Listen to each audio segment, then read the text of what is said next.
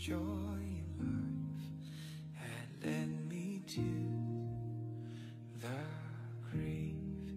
I had no hope that you would own a rebel to your will, and if you had not loved me first, I would refuse you still. And hallelujah, all I have is Christ. Hallelujah, Jesus is my life.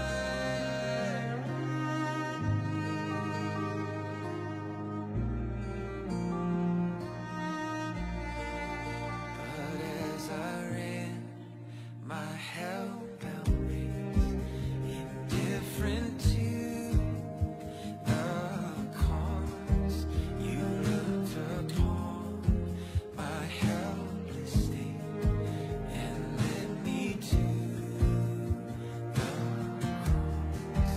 And I beheld God's love displayed. You suffered in my place. You bore the wrath reserved for me. Now all I know is praise. Hallelujah, all I have is Christ. Hallelujah, Jesus is my life.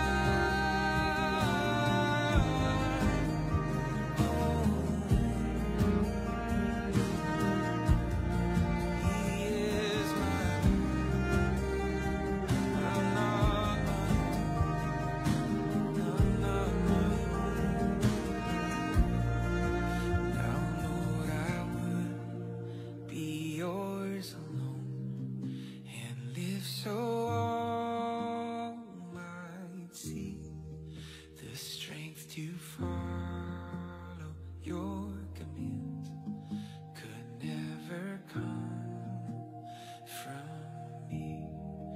Oh, Father, use my ransom life in any way you choose, and let my song forever be my only boast is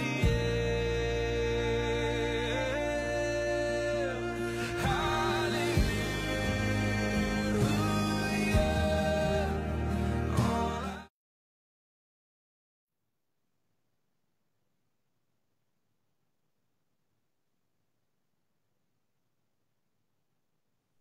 Hello? Ayan. Sige po, no? So, magandang hapon and welcome po sa bawat isa at i-praise God kasi makapagpatuloy tayo no, sa pag-aaral ng kanyang salita. So, sa mga manonood nito, tayo po ay patuloy na nag-aaral sa book ni Juan or yung gospel po ni Juan, no? Book of John. Nasa chapter 4 po tayo. And kahapon natapos natin yung hanggang 24. So bilang review, sandali. So kahapon na pag-usapan po natin yung pagsamba sa spirito at katotohanan. So yun po yung tunay na pagsamba ng isang tunay na mananampalataya na siya ay sumasamba sa Diyos, sa Espiritu at sa katotohanan. Kung babalikan po natin yung John chapter 4, verse 24, sabi po dyan, ang Diyos sa Espiritu at ang mga sumasamba sa Kanya ay kailangang sumamba sa Espiritu at katotohanan. So ano pong ibig sabihin ng pagsamba sa Diyos sa Espiritu at katotohanan. Tatandaan niyo po yon. So kapag sinabi po nating sumamba sa Espiritu, ito po ay patungkol sa unang-una, pagbubuhay muli ng Panginoon sa atin, no? Dahil siya ang nagbigay ng bagong puso sa atin. Siya yung nagbigay ng bagong pagkatao natin. Pag sinabi ko pong pagkatao, yung inner man, no? Na tayo na dati ay alipin sa kasalanan, ngayon ay tayo ay malaya na at tayo ay binigyan na ng bagong buhay. So yung tinatawag na born again. Hindi po pwedeng ang isang tao ay sumamba sa Diyos sa Espiritu kung hindi po siya binuhay muli ng Diyos. Okay? So wala po makakasamba sa Panginoon sa Espiritu kung siya ay patay pa spiritually. So, mauuna po talaga yung pagbubuhay muli ng Diyos sa tao ngayon. So, dahil ang tao ngayon ay buhay na, born again na, so siya ay sasamba ngayon sa Espiritu, ibig sabihin mula sa kanyang puso. Mula sa, yung sa English po kasi tinatawag doon yung inner man, no? Yung, kumbaga, yung pagkatao ng taong iyon, sasambahin niya ang Panginoon. At sumasamba sa katotohanan, ibig sabihin po niyan, nararapat lang po talaga yung pagkakilala sa Kanya ayon sa Kanyang salita. So, kaya nandun po yung ating pag-aaral ng salita ng Diyos. So, kasi hindi naman natin siya masasamba kung hindi natin siya kilala. So, kaya patuloy natin siyang kinikilala, patuloy natin siyang hinahanap sa pamagitan po ng Kanyang salita. So, yun po yung ating napag-usapan kahapon. And so, ngayon naman, magpapatuloy po tayo dito sa verse 25. No? So, ito yung sinabi or yung sagot po ng babae. So, siguro maganda na basahin natin yung 25 tsaka hanggang ano po, no? Hanggang 28 siguro. So, sige, magre-request po ako ng isa sa inyo na magbabasa from verse 25 hanggang verse 28. So, John chapter 4 po, no? So, anyway, andyan pala si Tito Che. Hello, Tito Che. Baka pwede ikaw magbasa. John chapter 4, 25 hanggang 28. John chapter 4, 25 hanggang 28.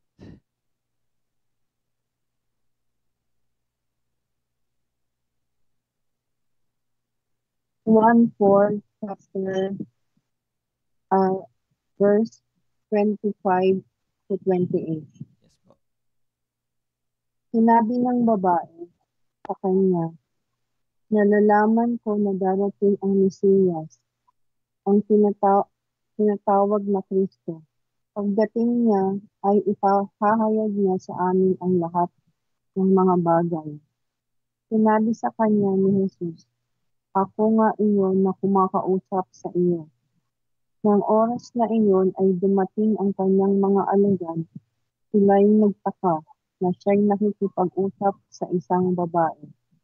Subalit walang nagsabi, ano ang gusto mo? O bakit ka nakikipag-usap sa kanya? Kaya't iniwan ng babae ang kanyang banga ng tubig at pumunta sa lungsod at sinabi sa mga tao. Okay. Nakat pala, no? Sige, okay lang po.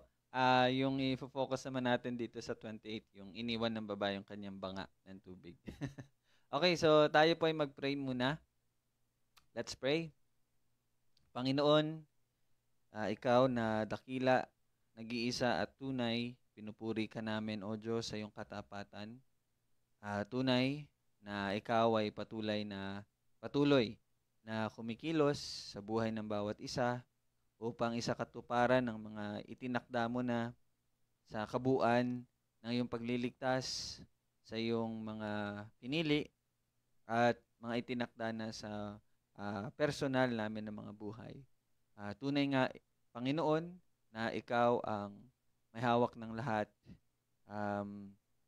Ikaw ang soberanya At salamat, Panginoon, dahil inihayag mo sa iyong salita na ikaw ang magliligtas hanggang sa dulo sa iyong mga pinili at walang makakawala sa iyong kamay, walang mawawala sa iyong kamay, sa iyong pag-iingat.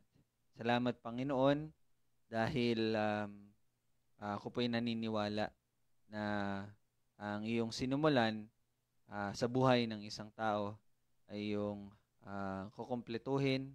Ito'y tunay na magiging ganap. At salamat, Panginoon, dahil ikaw ay tapat. At sa aming patuloy na pag-aaral, ay bigyan mo po kami ng karunungan at kaunawaan, Panginoon. At ito ay patuloy na magbigay sa amin ng pagpapalakas, patuloy na magbigay sa amin ng kaalaman upang lumago kami sa aming pagkilala at ang iyong pag-ibig ay mas maging malinaw pa sa amin na siyang patuloy na magbibigay ng kalakasan sa amin na mamuhay na punong-puno ng pasasalamat at pagsunod sa iyo. Kami panalangin sa pangalan ni Jesus. Amen. Okay. So, isa po to sa, ito pong verse 25, no? Magsisimula tayo sa verse 25. Napakaganda po ng mangyayari na po dito simula sa verse 25. So, para lang po magkaroon tayo again ng overview, no? Sa konteksto. So, by the way, hello po lahat sa mga nandito.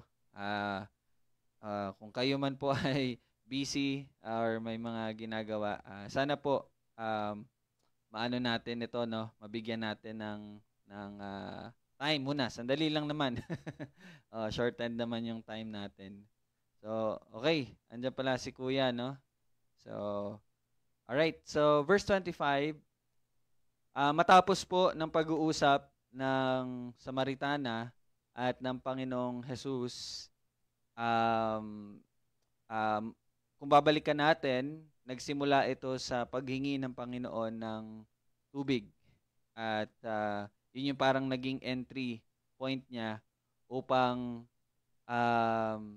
mapakita sa babae or mahayag sa babae na merong tubig na buhay, no? Living water sa English, na siyang kung ang sino man ang inom nun ay hindi na siya hindi na siya mauuhaw. So ang ibig sabihin po ng Panginoon doon is yung talaga yung satisfaction, yung spiritual satisfaction ng isang tao. Hindi po siya patungkol sa physical, no? But ito ay patungkol sa spiritual satisfaction. Ibig sabihin nun, kaligtasan. Okay? And so, kung matatandaan niyo po, sabi ng Samaritana, saan ko ba ito makukuha? So, humingi siya, no?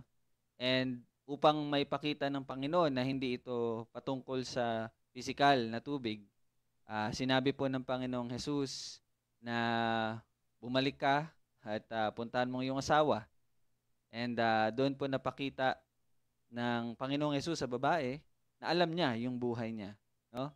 Na siya ay namuhay sa pagkakasala, so specifically sa pangangalunya, no? Dahil meron siyang 5 na ata, no, na naging partner. And so pagkatapos noon ay nagkaroon ng parang dalawang topic sa discussion nila. Una is, actually isa lang po, no? Sinabi ng babae na nakikita ko na ikaw ay isang propeta, kung mababasa niyo sa verse 19. And so binanggit niya sa verse 20 yung pagsamba sa bundok Gerizim, at sinagot siya ng Panginoong Jesus sa verse 21 na darating ang oras ng pagsamba ay hindi na sa mga bundok, hindi na sa lugar, no? And verse 22, sinabihan niya na ang kaligtasan ay mula sa mga Hudyo. So doon po nangyari yung pag-explain ng Panginoong Jesus na ang pagsamba ay sa espiritu at katotohanan, no? Espiritu, ibig sabihin mula sa puso at sa buhay ng isang taong binuhay ng Diyos, hindi sa templo.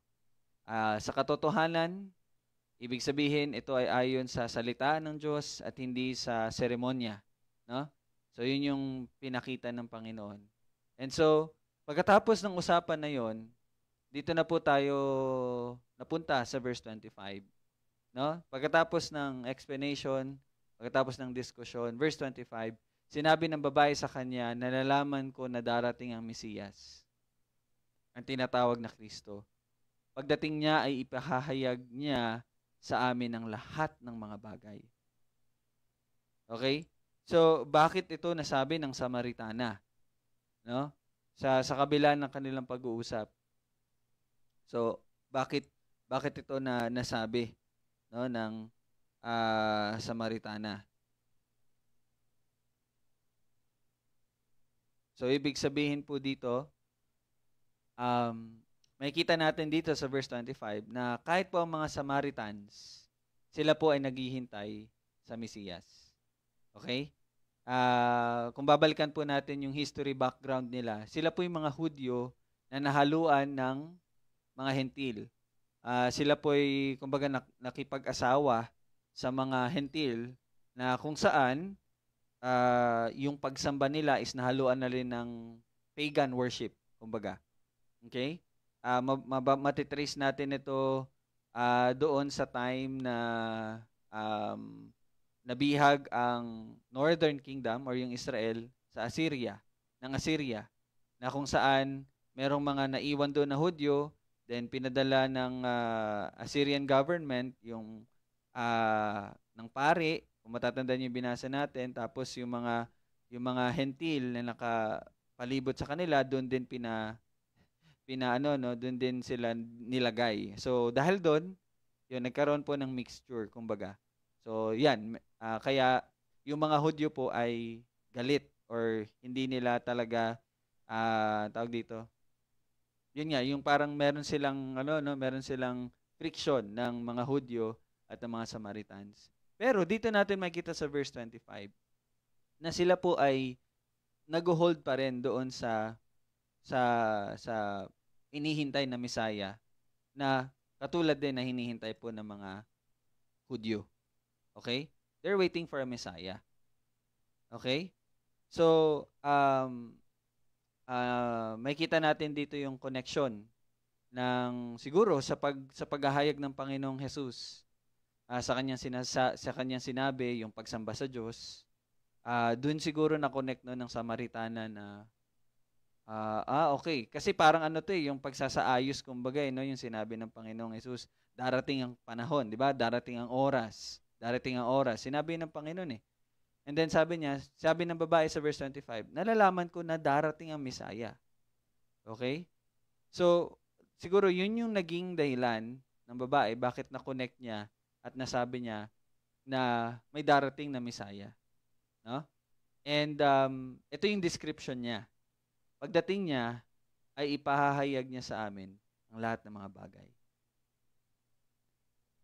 Okay? Pagdating niya, ay ipapahayag niya sa amin ang lahat ng mga bagay. Take note, ito yung pagkakaalam ng mga Samaritans sa Messiah. Nakalimutan ko lang anong tawag nila sa Messiah. Tahib ba yun? Tahib? Parang ganun ang tawag nila, no? Tahib. Okay? And so, ito po yung napakaganda na nangyari.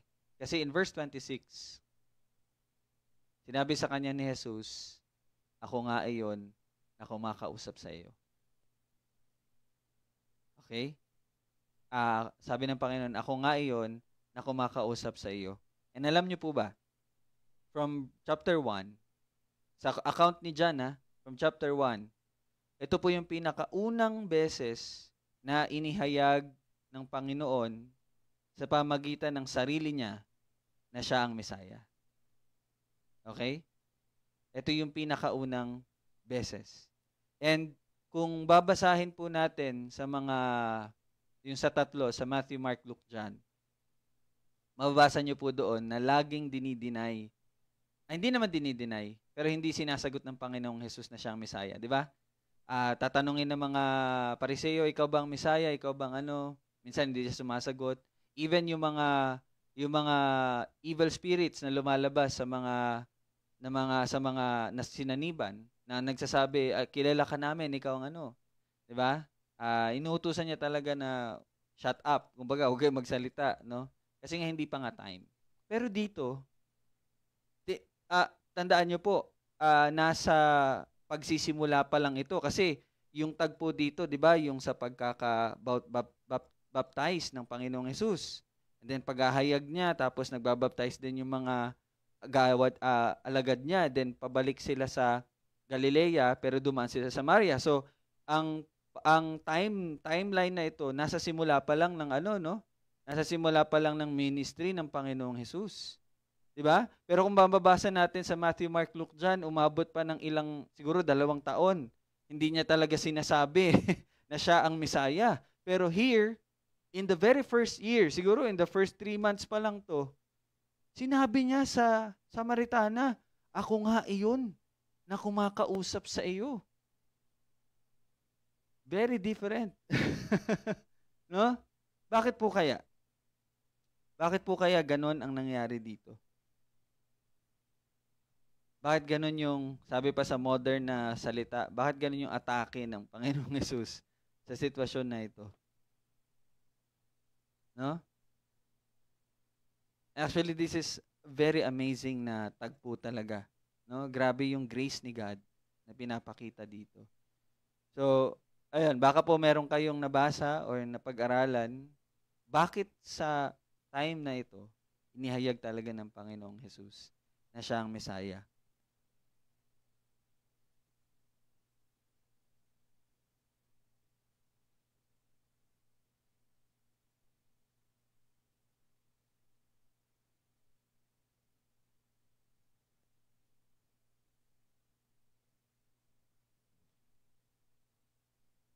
So, habang ano po kayo, no? Tingnan ko yung mga related verses dito.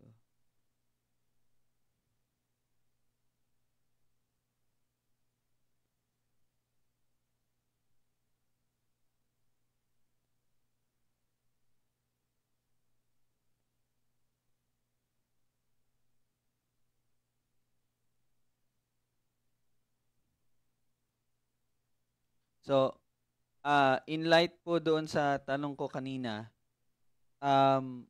base lang din sa pag-aaral ko, ang dahilan po bakit dito pagdating sa Samaritana, inihayag ng Panginoong Hesus na siyang Messiah. Dahil gaya nga po nung sa verse 25, no, sabi ng babae, pagdating niya, nalalaman ko na darating ang Messiah at pagdating niya, ipapahayag niya sa amin ang lahat ng mga bagay. So isa po sa dahilan is dahil ang mga Samaritans po, ang paghihintay nila sa Messiah is someone na, yun nga, maghahayag sa kanila ng lahat. Pero sa mga Hudyo kasi, ay sa mga yung mga Hudyo, ang kanila pong pag-e-expect sa Messiah is kagaya ni David na isang hari na ililigtas sila sa, alam niyo yun, yun. For example, dito po yung pagkakabihag nila sa Roman Empire. Okay? Kasi meron po silang wrong misunderstanding patungkol sa Messiah. And dito, one of the reason bakit inihayag ito ng Panginoon, kasi wala pong magiging, kumbaga, friction yung paghahayag ng Panginoon dito. Kasi nga, iba yung expectation na meron ng mga Samaritans pagdating po sa mga Hudyo. Okay? And again, pinaka dahilan dito is para maligtas yung babae, no, na Samaritana. Okay? So, that's why inihayag po ng Panginoon na siya po ang Messiah. And again, very unlikely. No, hindi po talaga ganito yung ginagawa ng Panginoon pagdating sa mga Hudyo. Pero pagdating sa Samaritans, inihayag niya. And even, mababasa natin sa ending ng John chapter, hindi ending pala, sa 39 hanggang 42, inihayag ng Panginoong Hesus na siya ang Messiah. No, kasi mamaya mababasa natin sa 39 hanggang 42, merong mga iba na taga-Samaritans na pumunta sa kanya, no? And sinabi niya kung sino siya. And even kung mababasa niyo sa verse 42, pakiano muna, Jamie. Sa verse 42, sabi niya diyan sa verse 42, no? Sabi ng mga Samaritans, nalalaman namin ito nga ang tagapagligtas ng sanlibutan. You see? So, merong declaration dito sa verse 42 na kung saan makikita natin na inihayag talaga ng Panginoong Hesus na siya ang tagapagligtas. Okay? So, and ito pong verse 26, yung pagpapakilala ng Panginoong Hesus, makikita natin dito yung magiging resulta nito sa babae, sa Samaritana. Okay? Pero okay, Tol, baka may madagdag ka or baka ano. So yun napag-uusapan naman yung grasya ng Panginoon dito na pinakita sa isang Samaritano na yun nga, na ipahayag talaga sa kanya na siya nga iyong Kristo. So yun nga, kung mababasa natin sa further reading pa natin ng John, na yung importance kasi ng pagkakakilala sa Kristo bilang siya. Ito nga si Jesus. Yung importance kasi noon is, kumbaga, parang life and death eh. Forgiveness or unforgiveness of sin. So, tunay na ang salita ng Diyos ay pagkapahayagan ng pagkakakilanlan ng Kristo. So, at dito, yun nga, parang minsan nababagel yung mind natin. Bakit sa iba, mistulan na parang, yung parang may concealment na nangyayari. Pero, ako I believe na yung concealment na yun is hindi talaga concealment. Kumbaga, it is parang plan ng Panginoon na i-reveal talaga yung lahat in the fullness of time. Parang ganun yung parang yun yung nape-perceive ko dito sa communication ng Panginoon sa Samaritana. Ngayon sa Samaritana siya So yun lang muna. So okay. Hello. Ayun nga po. So wait, parang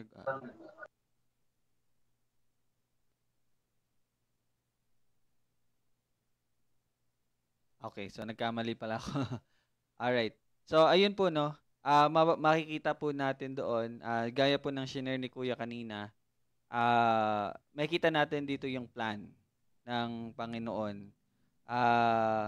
Gaya nga po nung sinabi kanina doon sa mga patungkol sa mga Hudyo, bakit hindi niya pa completely inihahayag? Kasi nga po, I think may nabasa tayo, napag-aralan tayo na nakaraan. Hindi pa kasi napapanahon, no? And so, dito naman sa pagsisimula natin sa pag-aaral natin dito sa Samaritan, yung Samaritan woman, makikita natin dito na lahat ng ito ay plano talaga ng Diyos. Na kumbaga, itinakda talaga, nakatakda yung time na ito na mag-usap sila and nakatakda na mahayag sa Samaritan woman na si Jesus ay ang Mesaya. And actually, isa sa mga magpapakita sa atin na lahat ng ito ay ayon sa plano ng Diyos is kung magpapatuloy tayo sa verse 27. Tingnan niyo po sa verse 27, ng oras na iyon, okay, pagkatapos po na masabi ng Panginoong Hesus, ako nga iyon na kumakausap sa iyo, ako ang Mesaya. In verse 27, ng oras na iyon ay dumating ang kanyang mga alagad. Sila'y nagtaka na siya'y nakikipag-usap sa isang babae. Subalit walang nagsabi ano ang gusto mo o bakit kaya nakikipag-usap sa kanya. Now, ah, ma-amaze tayo dito sa salitang ng oras na iyon. So, how, kung paano po ang lahat ay nag-work in a very timely manner. Na kasi kung 'di ba nung nag-usap ang Panginoong Hesus at yung babae, pumunta yung mga alagad niya doon sa bayan upang bumili ng pagkain. And yun yung nagbigay, yun yung time na kumbaga makausap ng Panginoong Hesus yung Samaritan woman, in which dito rin makita niyo sa verse 27. Ito isang bagay na nakakapagtaka. May nabasa nga ako yung mga rabbi daw or yung mga teacher daw, parang pag-iisip nila, kabawasan sa oras or waste of time daw yung pakikipag-usap sa mga babae kahit po sa kanilang mga asawa. Okay? Ganun po yung parang mindset ng mga rabbi or ng mga teacher, no? And so, lalong-lalo na ito natagpo is nakikipag-usap ang Panginoong Hesus na rabbi, teacher, hindi lang sa babae but sa Samaritana, no? Na in which, di ba nga po, ang Hudyo po at mga Samaritans, meron po silang, siguro, gagamitin ko yung salitang hidwaan, parang ganun. Meron silang rift, no? Or friction between them. So, nagtaka sila, no? Sila nagtaka, na nakikipag-usap ang Panginoong Yesus sa isang babae. So, kung nandun sila, it's possible na hindi po mangyayari itong pag-uusap na ito. So, makita niyo yung very timely plan ng Panginoon. And pagkatapos ng pagsabi ng Panginoon, ako nga ang Messiah, dumating sila. No? Kung nauna sila ng ilang minuto, siguro hindi yun masasabi ng Panginoon. Siguro magtatanong sila. Pero dito niyo makita how timely everything na nangyari dito sa tagpong ito. No? And hindi nila, wala silang sinabi, no? Pagkita nila, wala silang sinabi. And ayon lang din sa narinig ko na preaching ni Dr. John MacArthur, it's possible daw na pagpapakita ito ng pagtitiwala nila sa teacher nila. Kumbaga, nalalearn na nila magtiwala. Na to the point na kung anong ginagawa ng teacher nila, alam nila na alam niya kung ano yung ginagawa. So, hindi na sila nagtanong. No, kumbaga, trust, no, ng mga students sa teacher. But anyway, ang gusto ko pong i-focus dito is yung pagkakaligtas yung pagliligtas. So, verse 28, tingnan nyo po ano nang ginawa ng babae. Kaya't iniwan ng babae ang kanyang banga ng tubig at pumunta sa lungsod. Alam niyo po ba anong pinapakita ng tagpong ito? Dito po natin makita yung pagbabago ng babae. No? Dito natin makita yung pagkabuhay nitong babaeng ito na kani-kanina lang hindi niya naintindihan yung buhay na tubig. Hindi niya maunawaan na si Jesus ang Messiah kasi sabi niya kay Jesus, 'di ba, na sa verse 19 ba 'yon, kung matatandaan niyo, nakita ko na ikaw ay isang propeta. So, propeta lang ang tingin niya sa Panginoong Jesus. And then, nung sa verse 27, na naihayag na ng Panginoong Jesus na siyang Messiah, tingnan niyo po yung nangyari, verse 28. Iniwan ng babae ang kanyang banga ng tubig at pumunta sa lungsod. Alam niyo po ba ano nangyari dito? Anin lang natin verse 29, pero bukas na itong verse 29, no? Diba, sa verse 28, sabi niya, at sinabi sa mga tao, hali kayo, tingnan ninyo ang isang tao na nagsabi sa akin ng lahat ng mga bagay na aking ginawa. Ito na nga kaya ang Kristo.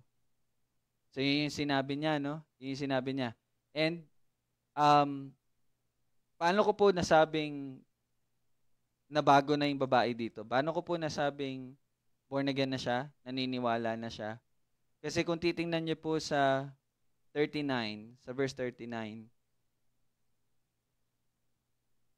at marami sa mga Samaritano sa lungsod na iyon ang sumampalataya sa kanya dahil sa sinabi ng babae na nagpapatotoo. You see? Because of the testimony of the woman, maraming naniniwala kay Jesus. And so, anong pinapakita noon? Itong babaeng ito ay naniniwala na si Jesus nga ang Messiah. And isa pa sa mga indicator or patotoo nagpapakita na siya ay nabago na, yung ginawa niya sa verse 28. Kaya't iniwan ng babae ang kanyang banga at sinabi sa mga tao. Sino po dito yung, eto, makaka-relate talaga kayo neto. Maybe, baka maging rebuke din siya sa atin. Sino dito yung, pag meron siyang bagong bagay, or something na ikinakatuwa niya, or something na ikinalulugod niya, or something na proud siya, pinopost sa social media. Diba? Tayo kapag kakain tayo ng masarap, ito, hindi nyo man sabihin, hindi man natin sabihin, pero it's somehow pride, or being proud. Diba? Kahit ako, no? Meron akong, for example, bagong cellphone, post ko yun sa social media. Why? Para pakita na I'm proud of it. No? Masaya ako sa ganitong bagay. And syempre, naghihintay ako na makita ng iba para makita nila, masabi nila sa mga isipan nila, wow, grabe naman si Ryle, may bagong ganito, ganyan. No? Yun. I think hindi natin may kakailan na may ganun tayong di ba? Pag merong bagay na proud tayo, and yung, di ba, we cannot help but i-share siya. Di ba? Lahat tayo may ganun. No? Pero, makikita nyo sa babaeng ito, ganun nangyari sa kanya. Out of her, sa sobrang tuwa niya, iniwan ng babaeng kanyang banga ng tubig. Yung dating source ng buhay niya, yung dating, actually pumunta siya sa balon, yun yung main purpose niya, no?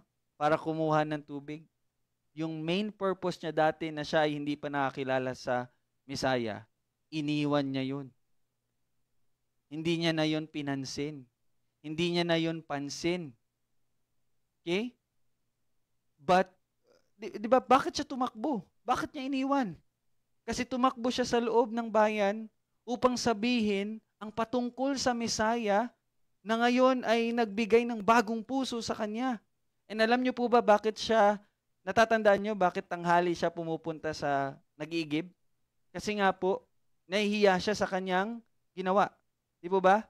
Kasi nga po, alam ng mga tao na kung ano yung ginawa niya. At yun ay isang bagay na ikinakahiya niya. At maybe yung ibang tao, ayaw rin makipag-socialize sa kanya. Kasi siya po ay isang taong makasalanan. Di ba? Pero tingnan niyo po sa verse 29 kung ano yung naging testimony niya. Hali kayo, tingnan ninyo ang isang tao na nagsabi sa akin ng lahat ng mga bagay na aking ginawa. Naririnig niyo po yun? Anong pinapakita niya dito? Yung dating kinakahiya niya, ngayon ay naging testimony niya. You see? Di ba? Yung shame, yung shameful na bagay na nasa buhay niya na dating kinakahiya niya, it became a testimony. Hindi ang focus niya dito hindi yung nasabi yung lahat ng mga bagay na nagawa niya.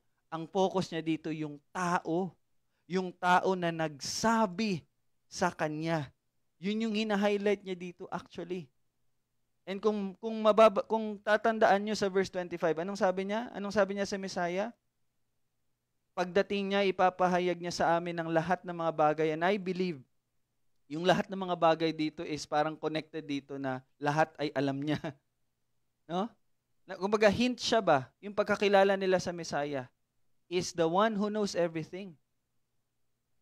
And parte nun is yung lahat ng ginawa nila. And again, I think, hindi man siya directly sinasabi dito, pero makikita natin yung conversion at makikita natin yung forgiveness. Why? Bakit po?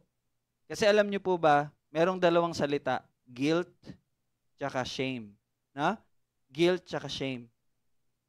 Yung dalawang bagay po na yun magkaiba. Guilt is kung ano po talaga ang standing natin. We are guilty. 'Di ba? Guilt, bakit mayroon kang ano ba yun? Nagigilty ako. Actually, guilty tayo talaga. Kasi na-violate natin ang law ni God. We are guilty. Yung shame, yung hiya, is parang bunga lang ng pagiging guilty natin. Kasi meron pong guilty na hindi naman ikinahihiya. May mga ganon, no? Pero dito makita nyo na wala na yung shame niya, wala na po yung hiya niya, kaya niya nga nahayag yun eh. Dahil nawala na yung hiya niya kasi nawala na rin yung guilt niya.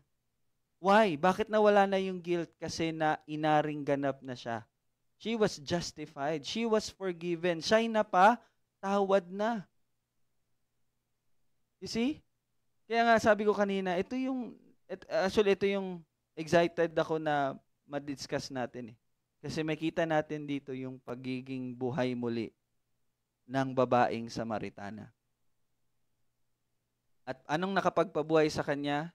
Nakilala niya ang tunay na Diyos at si Jesus na pinadala niya. Nakilala niya kung sino ang Mesaya. And alam niyo po ba, paano siya naniwala dito?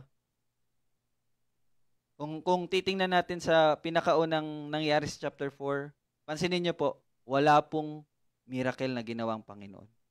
Walang pagpapagaling ng mga ganito-ganyan, walang pagpapaalis ng mga demonyo, walang tanda na ginawa. Pero alam niyo po ano yung miracle na ginawa dito ng Panginoon? No? John chapter 3, 3-5. No? Hindi man natin makita, hindi man sinabi dito, pero ayon sa turo ng Panginoong Hesus kay Nicodemo, no? Ang isang tao na binuhay muli ng Diyos, na ipinanganak sa Espiritu, ang siyang makakakita ng kaharian ng Diyos. And that's the miracle na ginawa dito ng Panginoon. Na nakilala ng babae kung sino ang Messiah. And without the working of the Holy Spirit, kasi po ang pagliligtas is Trinitarian work. No? Kaya nga, may kanta yung Sovereign Grace Music eh. Yung, anong title nun, Bal? Yung about sa Holy Spirit, no? Help us see Christ. Kasi hindi natin makikita si Kristo kung wala ang pagkilos ng Espiritu Santo sa buhay natin. No? So sana na ano nyo po yun, nakita nyo yung napaka milagrong pagkilos ng Diyos dito sa babaeng ito. No? Sige, Tol, parang meron kang idadagdag. Okay. Yan, salamat sa discernment no ng sa bawat salita kasi talagang importante talaga na hindi lang pasad or yung mababaw lang talaga ang pag-ano natin sa salita ng Diyos. Kasi kung though hindi naman tayo talaga ang may kakayanan, sabi nga ni Rel, 'di ba? I believe yun talaga yung core ng Reformation eh. Yung regeneration precedes faith. All things, even faith. The means, kasi wala namang ibang means, only faith alone. And klaro naman na sa atin iyon. It is the means of God. So, yun talaga yung ating patutungo. Pero above all, it is the regenerating miracle Panginoon. So, ayun. You see, wala, yung doon ako na ano talaga na hindi sa milagro nakita nung babae. Walang milagro eh. Kasi nga, may nagsabi nga na kung ang milagro daw ang ini-emphasize ng isang ministry, dinideny nila si Jesus Christ. Kasi hindi naman talaga, ang gospel, dito, maging clarification sa atin at pagpapatibay ng pagkakaunawa natin sa gospel. Pag tinanong tayo, ano nga po ulit ang magandang balita? Hindi po na tayo ay naligtas, kundi si Jesus ay tagapagligtas. Yun lang po ang ano nun. Si Jesus ang tagapagligtas. Yun po ang ibig sabihin ng gospel. Hindi yung Ano bang magandang balita? Kasi po naligtas ako, ganito ako, ganyan dati. Puro sa atin, puro sa atin.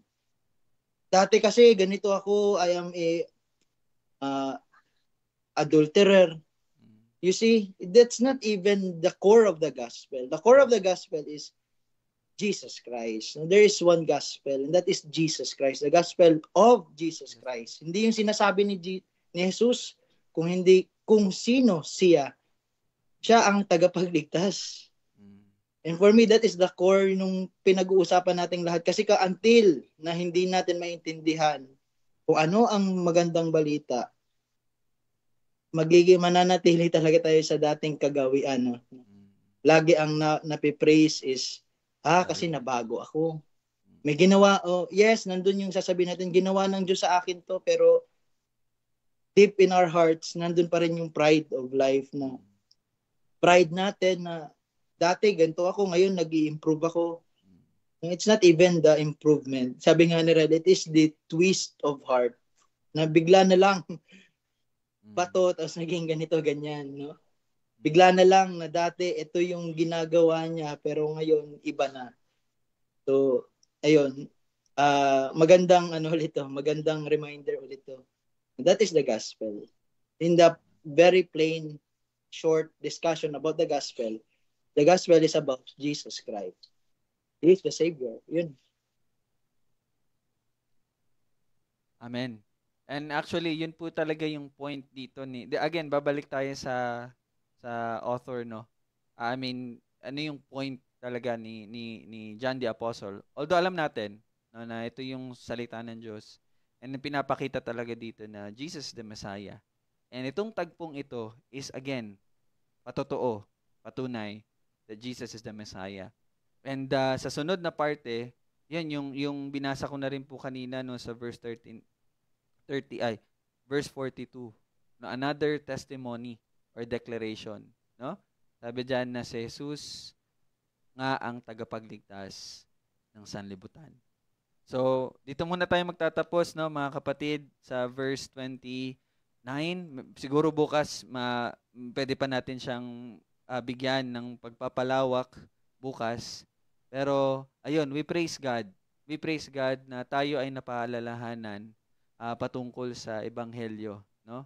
Yung pagliligtas ng Panginoon. So, yun po yung tagapagligtas na ating Panginoong Jesus. And so, we praise God for that. So, this is a very good testimony, no? Ano po talagang testimony ito. So, dito muna tayo magtatapos. Salamat sa bawat isa. So, let us pray po, no? Panginoon, pinupuri ka namin.